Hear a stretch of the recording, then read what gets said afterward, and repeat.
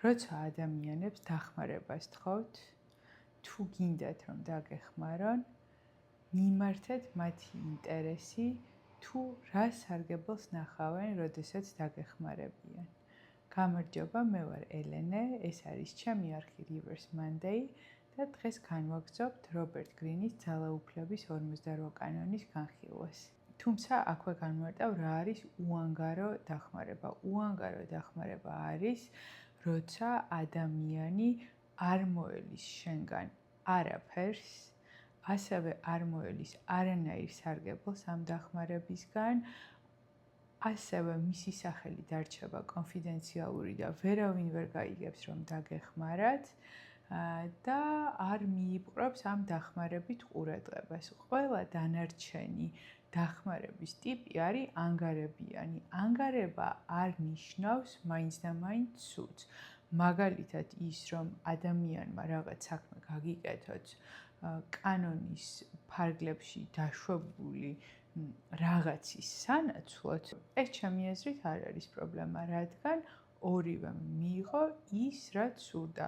თქვენ დახმარება, იმან პოპულარობა, ცნობადობა, კეთილი ადამიანის სახელი, მატერიალური სარგებელი და ასე შემდეგ. აქამდე თუ არ იცნობდით, გაიცანით, ეს არის ჩვენი მაქსიმუსი, დოგო არგენტინო, არგენტინიდან და ძალიან იშვიათად არის, რომ ამ ტახტზე ერთად ვზივართ.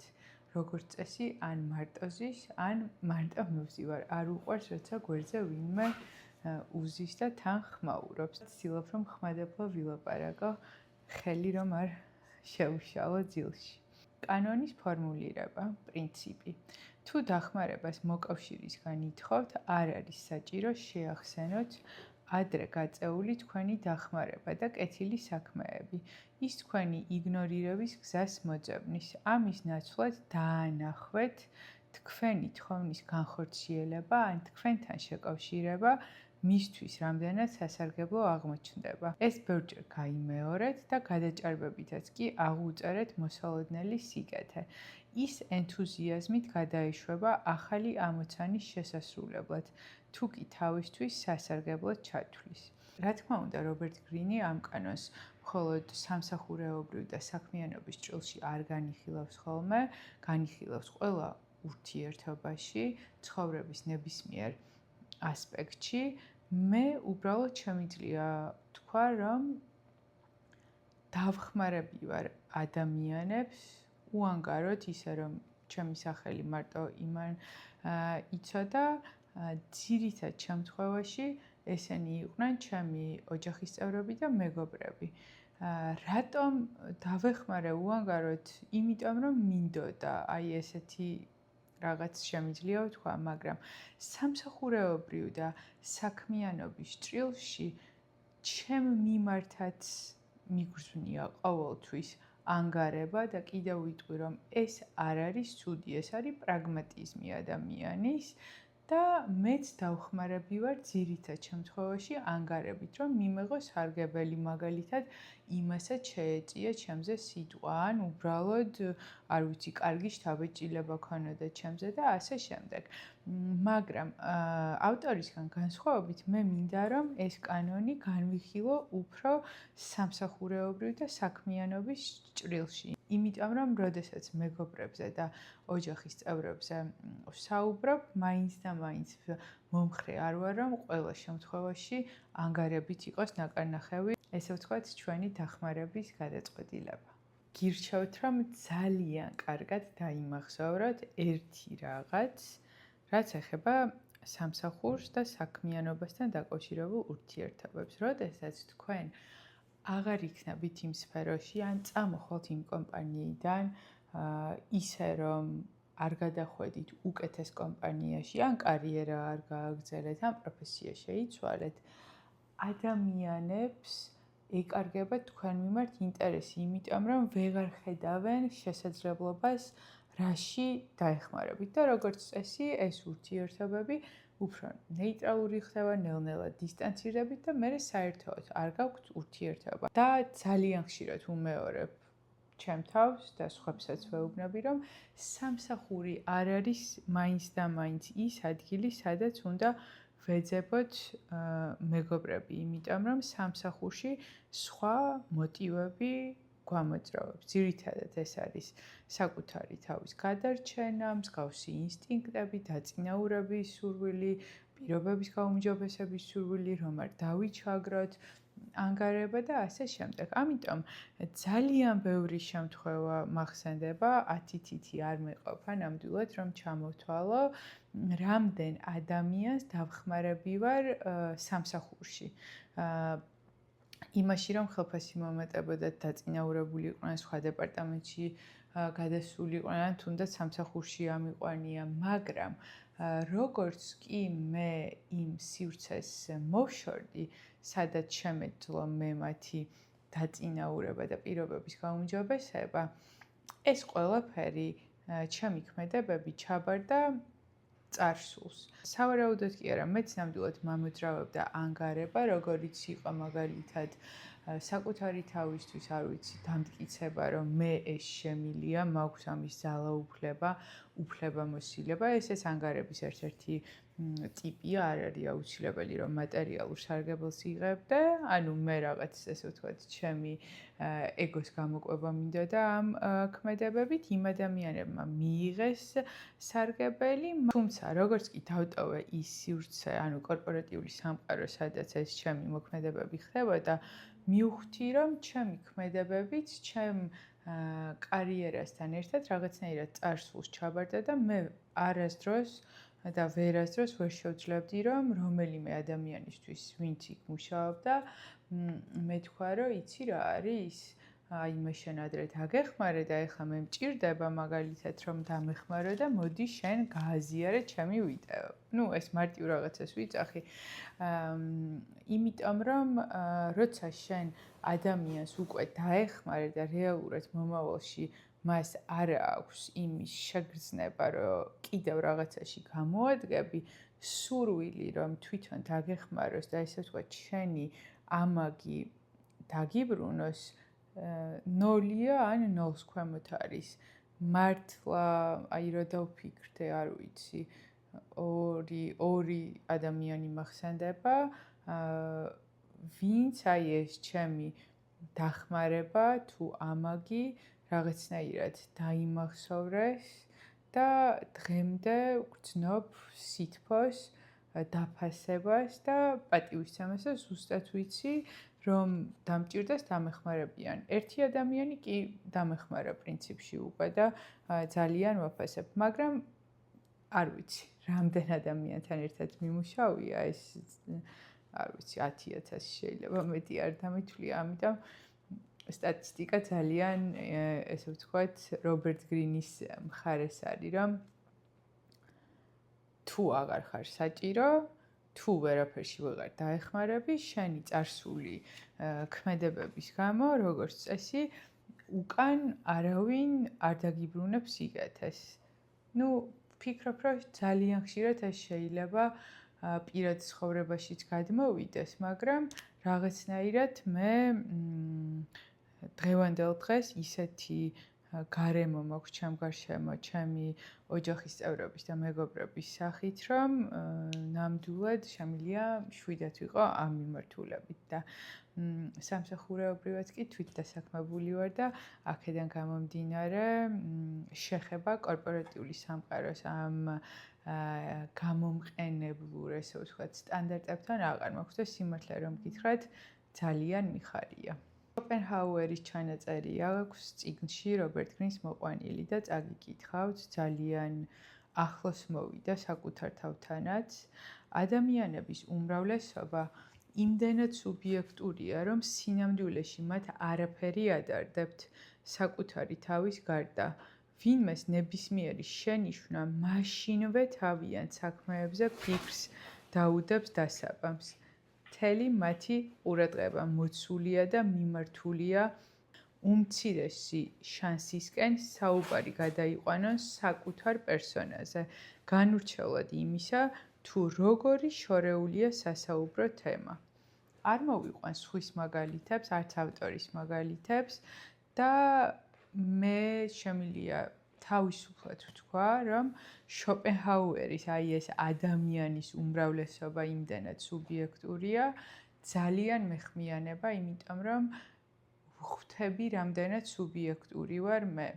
მაგალითად, ადრე, როდესაც კორპორატიულ სამყაროში ვიყავი, დიდად არ ვიყავი მსმენელის როლში, ჩემი პოზიციიდან გამომდინარე, უფრო მოსაუბრე ვიყავი მე თვითონ და მისმენდნენ. მაგრამ რაც გადავწყვიტე, რომ მაინტერესებს კოუჩინგი და ფსიქოლოგია და რაც ვსწავლობ ამას, ესე ვთქვათ, პირველივე ლექციაზე ჩვენმა ლექტორმა გვითხრა, რომ აქამდე თუ ისწავლეთ მთელი ცხოვრება, რომ სხვები გისმენდნენ, ეხლა უნდა გადაისწავლოთ ეს ყველაფერი, ანუ უნდა დაივიწყოთ, რომ თქვენ გისმენენ და თქვენ უნდა გახდეთ საუკეთესო მსმენელები. და ვერ მივხვდი თავიდან, რატო ამბობ და ამას, იმიტომ რომ მე თავი მეგონა ძალიან კარგი მოსაუბრე, მსმენელი, არ ვაწყვეტინებ სხვას აზრს, საშუალებას ვაძლევ, რომ თავიანთი აზრი დააფიქსირონ და მიმღებლობა მაქვს განსხვავებული აზრისაც, მაგრამ როდესაც დავიწყე კოუჩინგის პრაქტიკა, მივხვდი, რომ ადამიანებს რომ ვესაუბრები, თუ დავიჭირე ისეთი მომენტი, რომ მათი ამბავი, ისტორია, მაგალითი, ემოცია მეხმიანება, სასწრაფოდ მინდა რომ ვაგრძნობინო და ვუთხრა, რომ იცი რა, მეც მაქვს ამაზე მოსაყოლი და მე ვიწყებდი ჩემს თავზე საუბარს. უბრალოდ მე ძალიან ბევრი მუშაობა მომიწია საკუთარ თავზე, რომ სანამ ადამიანი არ მკითხავს თვითონ, მე ამას კოუჩინგის პროცესში ვიძახი, რომ ელენე, მე მაინტერესებს შენი აზრი, შენი გამოცდილება ამ საკითხთან დაკავშირებით, იქნებ გამიზიარო.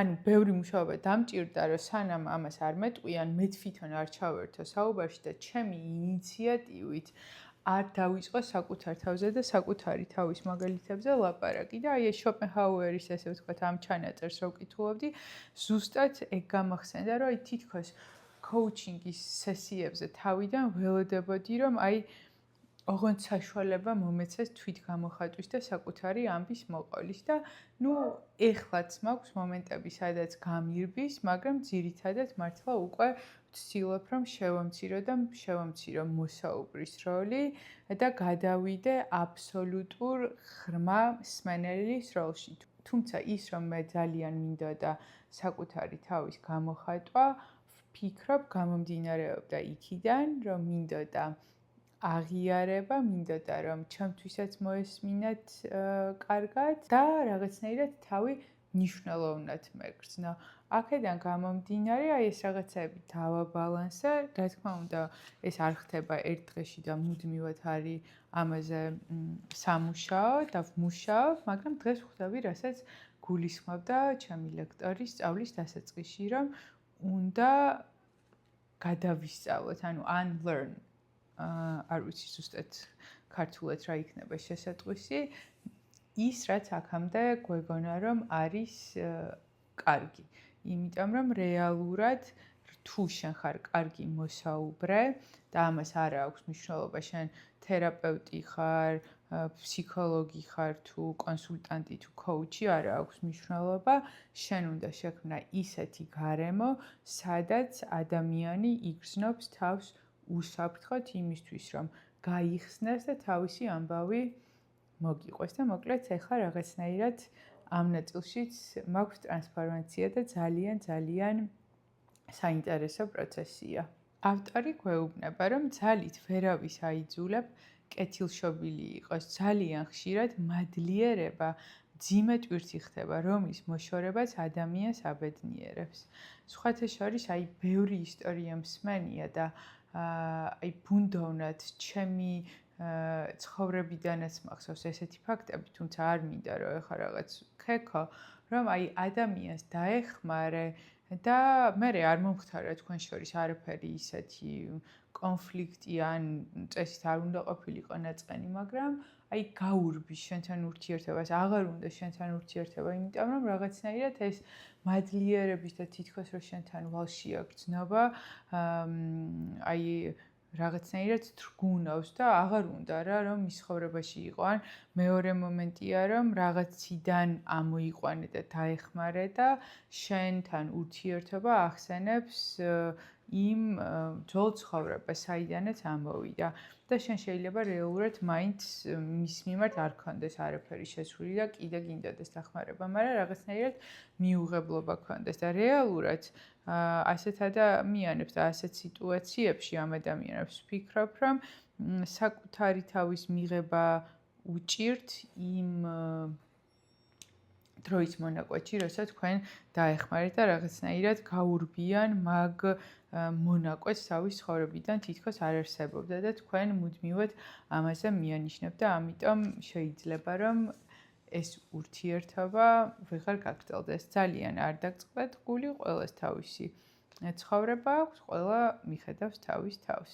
როდესაც ადამიანებს არჩევანის გაკეთება უხდებათ წარსულზე, საუბარსა და მომავალს ამ მსჯელობას შორის, პრაგმატიკოსი ყოველთვის მომავლისკენ მიელტვს და წარსულს ივიწყებს. აი ესე შემიძლია რომ განვარტო. აი წარმოიდგინეთ სიტუაცია, როდესაც არის კომპანიაში CEO, გენერალური დირექტორი, თუმცა ის გადადის სხვა რეგიონში მაგალითად და მოდის ახალი CEO. ანუ ესე ვთქვათ, ის არის ძველი წარსული, ახალი არის მომავალი და აი რაღაცნაირად ჩემი ცხოვრების ამ კარიერულ ნაწილში სულ ვაკვირდებოდი, როგორ გადადიოდა ერთი მენეჯმენტიდან მეორეს მენეჯმენტში ძალაუფლება და იგივე ადამიანები, რომლებიც ძალიან აღმერთებდნენ და არ ვიცი გიждდებოდნენ ესე ვთქვათ ძველ მენეჯმენტზე ნელ-ნელა როგორ აიკრებდნენ გუდანაბადას, როგორც იტყვიან და გადავიდოდნენ ახალ ბანაკში ან ადამიანს რო უშვებენ სამსახურიდან, როგორ იცვლება მის მიმართ დამოკიდებულება, ხო? ანუ შეიძლება კულისებს მიღმა ამხნევებენ ვიღაცაები, მაგრამ სამსახურში თვითონ სხვების დასანახად უკვე აღარ უნდათ ამ ადამიანთან ასოცირება და აი ყოველთვის არის ესე რა, ანუ ძველს ახალიანად ცვლებს და რა თქმა უნდა, პრაგმატულად მოაზროვნე ადამიანი, ვინც საკუთარ თავზე ზრუნავს, გადავა ახალ მომავლის ბანაკში. ძალაუფლებისგან თქვენი შვლისას არაერთხელ აღმოჩნდებით მდგომარეობაში, როდესაც დახმარება უნდა სთხოვოთ იმას, ვისაც თქვენზე მეტი ძალაუფლება აქვს. დახმარების თხოვნა ნამდვილი ხელოვნებაა, ხოლო წარმატება დამოკიდებულია თქვენს უნარზე, გაუგოთ იმას, ვისთანაც საქმე გაკავშირებთ და არაურიოთ თქვენი საჭიროებები მის საჭიროებებში. ზოგჯერ მოიშველიებენ მაღალ მატერიებს, ამაღლებულ მოტივს, ან ისეთ გრძნობებს, როგორებიცაა სიყვარული ან თანაგრძნობა. ანგარიშ არ უწევენ იმას, რომ ყველაზე დიდი ძალაუფლების მქონე ადამიანიც კი საკუთარი საჭიროებების ტყვეობაშია, ასე რომ თუ კი მის ინტერესებს არ მიმართავთ, საუკეთესო შემთხვევაში თქვენს თხოვნას დროის უსარგებლო ფლანგად ჩათვლის. სხვათა შორის, აი ძალიან მეხმიანება ეს ჩანაწერით და არ ვიცი რატომ, მაგრამ საიდან მოდიოდა ეს შინაგანი ცოდნა ჩემში და დარწმუნება, რომ აი ყოველთვის როცა მჭირდებოდა ვინმეს დახმარება, სულ ვფიქრობდი, რომ აი არ მინდა არც ფასდაკლება, არც უფასოდ, მირჩევნია გადავიხადო მეტი, ანუ აი არ მიყვარს, როცა ადამიანი მეხმარება და მე მის სერვისში მაგალითად არ ვიხდი იმას, რასაც გადაიხდიდა სხვა. იმიტომ რომ სულ წარმოვიდგენ მის ადგილას თავს, რომ აი რეალურად ის იგივე შრომას გაწევს, მე ახლობელი ვარ, სხვას რომ მიეცა ეს შეკვეთა, უნდა აიღო თანხა და აი რატო არ უნდა აიღოს ჩემ შემთხვევაში, ხო? და აი ბევრჯერ ყოფილა თუ ეს განსაკუთრებით რაღაც ნაცნობებს და მეგობრებს ეხებოდა, რომ შეიძლება მეტიც გადამეხადა ვიდრე სხვას, არათუ ფასდაკლება მომეთხოვა ან რაღაც და ძალიან ხშირად ყოფილა, რომ ჩემთან მიმართებაში ესეთი დამოკიდებულება არ ყოფილა რა. აი თან ისეთი პროფესია მაქვს, იურისტი არის ის ადამიანმა შეიძლება რა განსხვავება კორპორატიული იურის შორის, რომელიც საქართველოს ფარგლებში სამოქალაქო სამართალში ერყვა. მე ძირითადად ქართულ კანონმდებლობასთან არ მქონდა შეხება და სულ მთხოვდნენ მაინც, რომ აი აბა ამას გადახედე, აბა იმას გადახედე და რეალურად ეს ჩემთვის იყო აი ძალიან რთული და იმიტომ რთული, რომ უინტერესო და ყოფილა ისეთი შემთხვევები, როცა ჩემთვის უთხოვიათ, მე ვერ მithქვამს უარი, იმიტომ რომ იმ ადამიანის აღქმით მე ვარ იურისტი ყველაფრის და მე თვითონ მიპოვნია ესე ვთქვათ, ქვეკონტრაქტორად სხვა იურისტი და მე გადამიხდია თანხა და მე მithქვამს, რომ მე გავაკეთე ეს რაღაცა მარტივი ხელშეკრულება, ან ასე შემდეგ. საკუთარი თავიდან გამომდინარე, მე თვითონ არ მიყვარდა უფასო მუშაობა, ესე რომ ვთქვათ, დახმარებას არ გულისხმობ უფასო მუშაობა, სხვებსაც ეგრე ვუდგები, რომ იმასაც არ უყვარს, იმასაც არ მოწონს და მოდი დაუფასე იმას, რასაც აკეთებს და ყოველთვის გადაუხადე სათანადოდ. და მე მართლა გირჩევთ ამას, რომ აი სულ რა თქვენი მეგობარი იყოს ბუღალტერი და შემოგთავაზოთ, რომ მოდი უფასოდ გაგიკეთებ, ხო? და შეიძლება იმ მომენტში არ გაქვს შესაძლებლობა სიტყვაზე ძალიან გჭირდება. მერე მაინც აუნაზღაურა, იმიტომ რომ ადამიანებს სჭირდება თავისი დროის და შრომის დაფასება და არ უნდა ვიყოთ იმის იმედზე, რომ უანგაროდ უნდა დაგვეხმარონ. არ არსებობს უნდა დახმარებაში, ხო? და ავტორს იმაშიც ვეთანხმები, რომ როგორც კი ადამიანს აუხსნი ეს დახმარება მისთვისაც რა შედეგს გამოიღებს, ანუ რაში გაუმჯობესდება მას სახელი, რეპუტაცია, მატერიალური მდგომარეობა, ხასიათი, ცხოვრება, მეგობრების წრე და ასე შემდეგ, უფრო მარტივი იქნება, რომ ის დაგეხმაროთ.